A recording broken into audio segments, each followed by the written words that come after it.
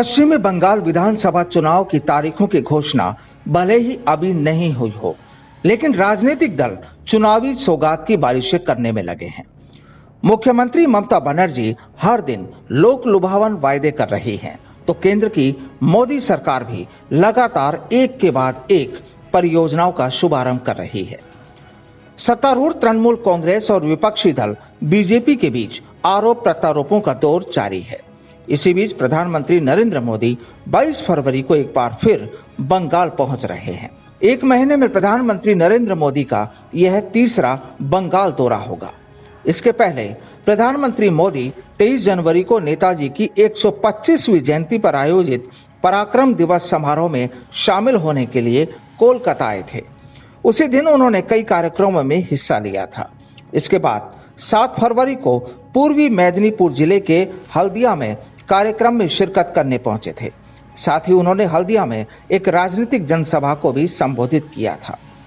हालांकि प्रधानमंत्री का पहले 18 फरवरी को ही बंगाल आने का कार्यक्रम था, लेकिन अब 22 फरवरी को आएंगे। मोदी और केंद्रीय गृह मंत्री अमित शाह से लेकर बीजेपी के राष्ट्रीय अध्यक्ष जेपी नड्डा यानी पार्टी का पूरा शीर्ष नेतृत्व लगातार बंगाल का दौरा कर रहा है।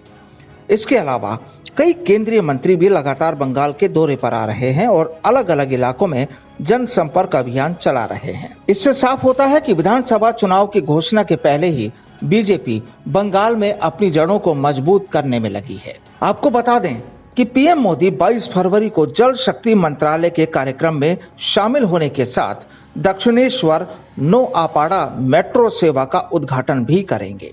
इसके बाद पीएम हुगली जिले के डनलप मैदान में एक राजनीतिक सभा करेंगे। माना जा रहा है कि केंद्र सरकार बंगाल विधानसभा चुनाव से पहले केंद्रीय परियोजनाओं के जरिए लोगों तक संदेश पहुंचा रही है कि विकास ही उनका मुख्य एजेंडा है।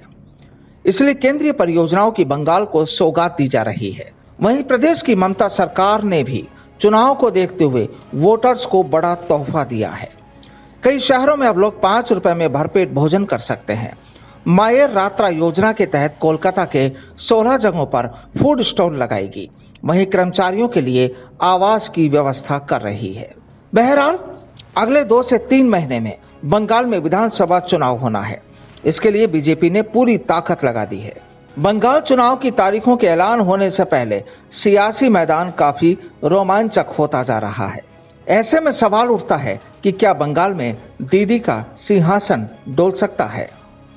Bureau report, the fact India.